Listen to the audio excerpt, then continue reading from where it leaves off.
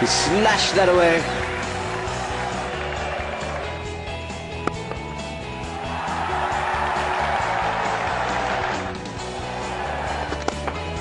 He's gone for it. That's a big one. What a way to get to one of the great hundreds in recent times from the genius himself. Sachin Tendulkar, 100 not out.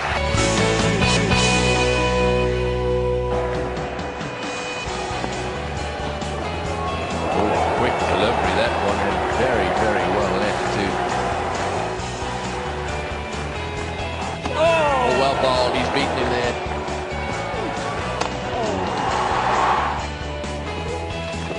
Gone for him, beautifully played, good use of the feet and a big hit. Brilliant shot. Brings up a very good 50 by the Indian captain, just when it was needed. Good use of the feet and well placed. That's well bowled and well played. And what a magnificent 100. Superb innings, Sachin Tendulkar. Chance to catch it, and it will be. So Damien Fleming has got Sachin Tendulkar with the short pitch delivery. Welcome back to this fascinating conversation with Sachin Tendulkar, who increasingly talks about the mind and temperament far more than he does about technique and preparation. The other thing I wanted to talk to you on that theme was, I mean, a lot of you senior cricketers tell the youngsters it's the one ball that's coming at you that matters. Forget what happened on the previous ball, because otherwise it can influence the way you play. Is it easier said? Because if you've been beaten, you're going to think about what happened the previous ball. It's easier said than done, because see, you can't forget the previous ball. I mean, ideally one would like to, because you know, the next ball is the one which matters.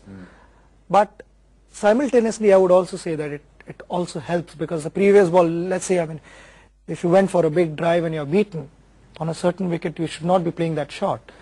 Then it's good to have that particular ball in the back of your mind, and remember that certain shots are not to be played on this surface, and then accordingly you can play the next ball. There's two levels of preparations in there. One is that you go out in the nets and you bat for an hour, or like you reach now, you do knockdowns, you pick up the bat, you just feel good about it.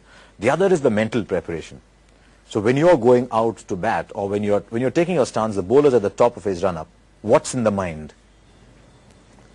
Well, I wish I knew. You know, since you talk so much about being ready in the mind, it's a question that's always fascinated some of us who watch cricket, played a little bit as youngsters, but watched a lot of cricket. When the bowler turns up there at the top of his mark, and you're taking guard and you're ready, what's going on in your mind? Are you? Now, I would try and keep my mind as blank as possible.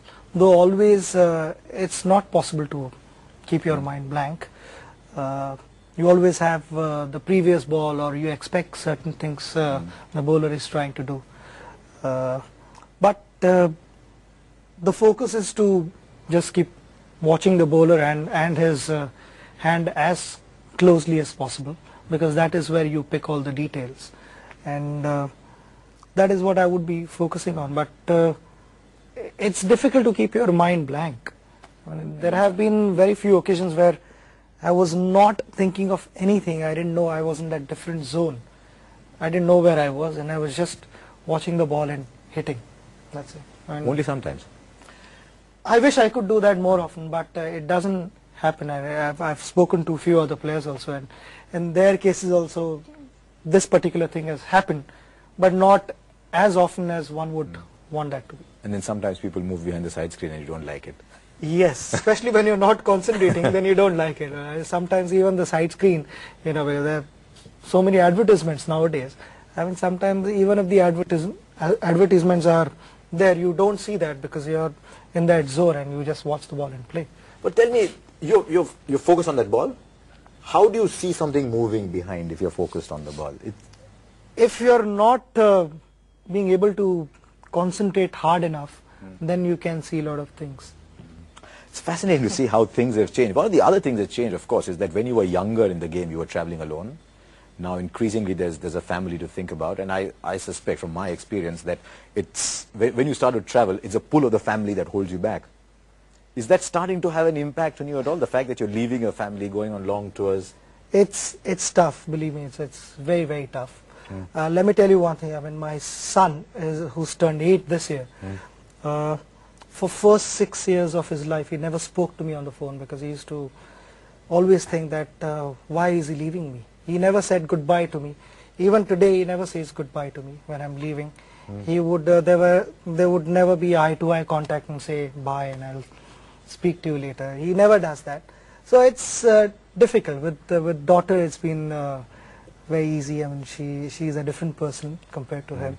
But he finds it difficult to say goodbyes. And now that he's at least talking to me on the phone, life is easier.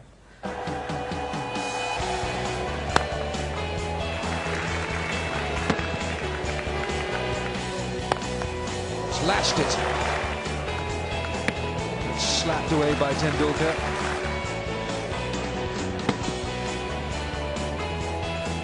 It's beautifully played. Oh, glorious shot.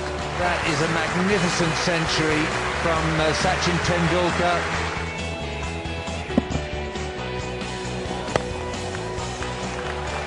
The 150 comes up for Tendulkar. Tendulkar's like a rampaging river, unstoppable. That is a meaty blow. Oh, he's really giving that some hokey pokey. This is a home run. Short at 6. That's crashed through the offside. That's going to be close. The finger goes up. A magnificent innings comes to an end.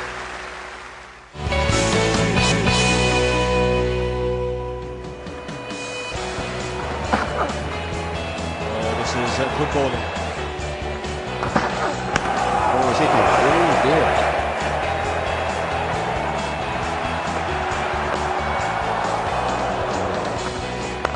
Oh, that is a Tendulkar special. Shot. And that's 4. Tendulkar goes through the onside this time. Oh, that is glorious. What a special 100 for a great cricketer and a lovely man. Well played, Sachin Tendulkar.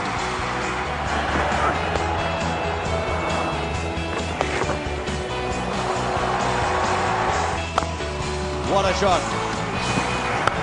Oh, that's nicely played. He goes for the single. He gets there in time. And a double 100 for Sachin Tendulkar. And look at the delight. Does it bother you sometimes? I mean, obviously, everybody wants to watch Tendulkar bat, and if you're Sachin Tendulkar's son, then you want to watch him bat as well, because you're not just father, you're also Sachin Tendulkar. And every time he comes with a little bat in hand, as all little kids must, the cameras are all on him, and every move is covered, and they get frustrating sometimes. Yeah, I mean, I'm okay with that. I mean, I didn't force him to play cricket. You know, it's his choice, and the first few years, I mean, he was into swimming, he liked chess. I had given total freedom to him, and then if you love playing cricket, then you would pick up a cricket bat and go out and play, and that is what I wanted him to do. I didn't want to force him into cricket and then you know, make him. Yeah, but when it's raining, you wear a raincoat. When discussion in the house about cricket, he's going to pick up a cricket bat. I mean, but I want that to happen naturally. I mean, I didn't want to force him.